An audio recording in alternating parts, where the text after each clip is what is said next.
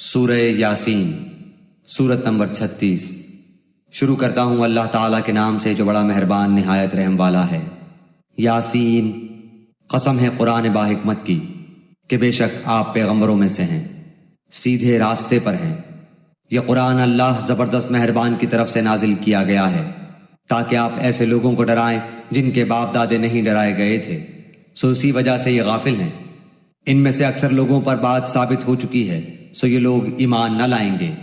ہم نے ان کی گردنوں میں طوق ڈال دیے ہیں، پھر وہ ٹھوڑیوں تک ہیں جس سے ان کے سر اوپر کو الٹ گئے ہیں، اور ہم نے ایک آڑ ان کے سامنے کر دی اور ایک آڑ ان کے پیچھے کر دی جس سے ہم نے ان کو ڈھانک دیا، سو وہ نہیں دیکھ سکتے۔ اور آپ ان کو ڈرائیں یا نہ ڈرائیں دونوں برابر ہیں، یہ ایمان نہیں لائیں گے۔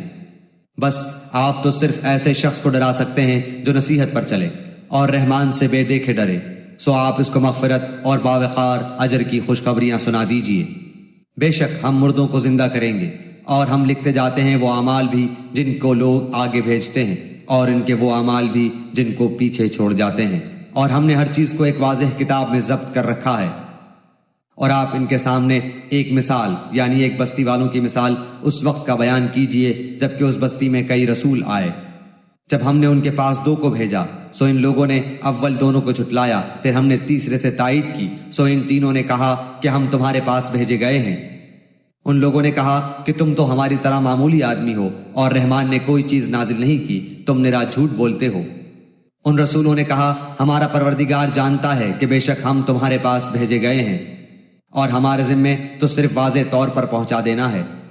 انہوں نے کہا کہ ہم تو تم کو منحوس سمجھتے ہیں، اگر تم باز نہ آئے تو ہم پتھروں سے تمہارا کام تمام کر دیں گے اور تم کو ہماری طرف سے سخت تکلیف پہنچے گی۔ ان رسولوں نے کہا کہ تمہاری نحوست تمہارے ساتھ لگی ہوئی ہے، کیا اس کو نحوست سمجھتے ہو کہ تم کو نصیحت کی جائے، بلکہ تم حد سے نکل جانے والے لوگ ہو۔ اور ایک شخص اس شہر کے آخری حصے سے دوڑتا ہوا آیا، کہنے لگا اے میری قوم، ان رسولوں کی راہ پر چلو، ایسے لوگوں کی راہ پر چلو جو تم سے کوئی معاوضہ نہیں مانگتے اور وہ راہ راست پر ہیں۔ اور مجھے کیا ہو گیا ہے کہ میں اس کی عبادت نہ کروں جس نے مجھے پیدا کیا، اور تم سب اسی کی طرف لوٹائے جاؤ گے۔ کیا میں اسے چھوڑ کر ایسوں کو معبود بناؤں کہ اگر اللہ رحمان مجھے کوئی نقصان پہنچانا چاہے تو ان کی سفارش مجھے کچھ بھی نفع نہ پہنچا سکے اور نہ وہ مجھے بچا سکے؟ پھر تو میں یقیناً کھلی گمراہی میں ہوں۔ میری سنو، میں تو سچے دل سے تم سب کے رب پر ایمان لا چکا۔ اس سے کہا گیا کہ جنت میں چلا جا، کہنے لگا کاش میری قوم کو بھی علم ہو جاتا کہ مجھے میرے رب نے بخش دیا اور مجھے باعزت لوگوں میں سے کر دیا۔ اس کے بعد ہم نے اس کی قوم پر آسمان سے کوئی لشکر نہ اتارا، اور نہ اس طرح ہم اتارا کرتے ہیں۔ وہ تو صرف ایک زور کی چیخ تھی کہ یکایک وہ سب کے سب بجھا گئے۔ ایسے بندوں پر افسوس، کبھی بھی کوئی رسول ان کے پاس نہیں آیا جس کی ہنسی انہوں نے نہ اڑائی ہو۔ کیا انہوں نے نہیں دیکھا کہ ان کے پہلے بہت سی قوموں کو ہم نے غارت کر دیا کہ وہ ان کی طرف لوٹ کر نہیں آئیں گے؟ اور نہیں ہے کوئی جماعت مگر یہ کہ وہ جمع ہو کر ہمارے سامنے حاضر کی جائے گی۔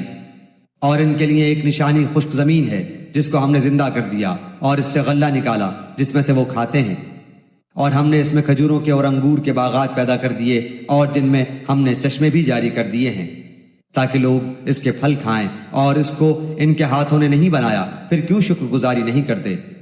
وہ پاک ذات ہے جس نے ہر چیز کے جوڑے پیدا کیے، خواہ وہ زمین کی اگائی ہوئی چیزیں ہوں، خواہ خود ان کے نفوس ہوں، خواہ وہ چیزیں ہوں جنہیں یہ جانتے بھی نہیں۔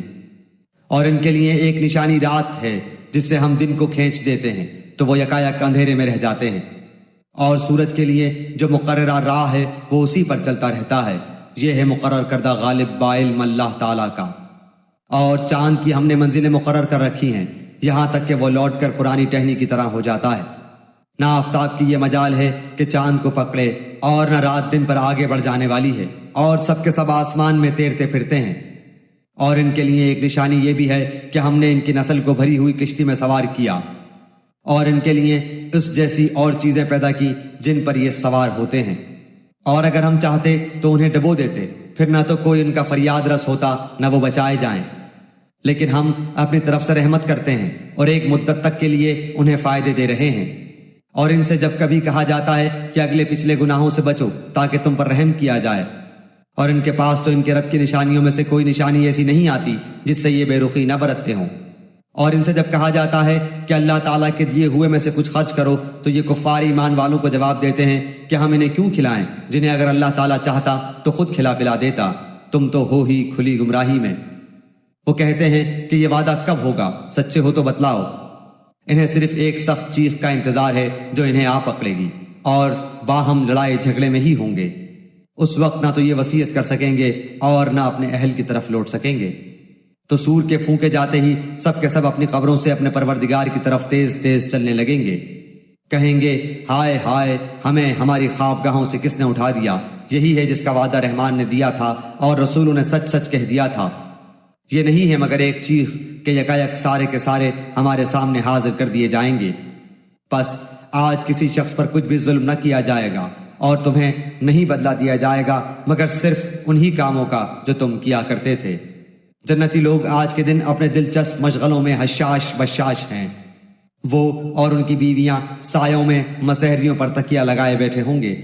ان کے لیے جنت میں ہر قسم کے میوے ہوں گے اور بھی جو کچھ وہ طلب کریں۔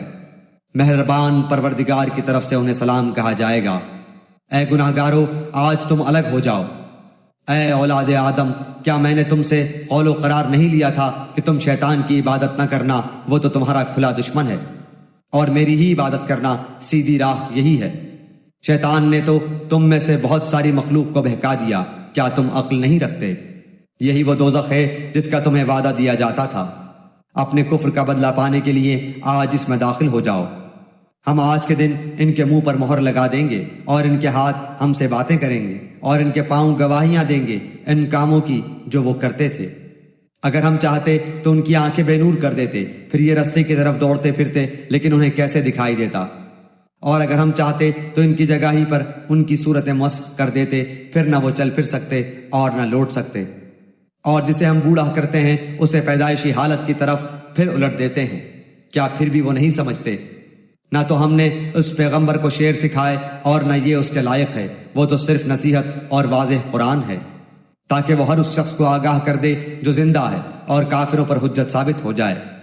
کیا وہ نہیں دیکھتے کہ ہم نے اپنے ہاتھوں بنائی ہوئی چیزوں میں سے ان کے لیے چوپائے بھی پیدا کر دیے جن کے یہ مالک ہو گئے ہیں، اور ان مویشیوں کو ہم نے ان کا تابع فرمان بنا دیا ہے، جن میں سے بعض تو ان کی سواریاں ہیں اور بعض کا گوشت کھاتے ہیں۔ انہیں ان سے اور بھی بہت سے فائدے ہیں اور پینے کی چیزیں، کیا پھر بھی یہ شکر ادا نہیں کریں گے؟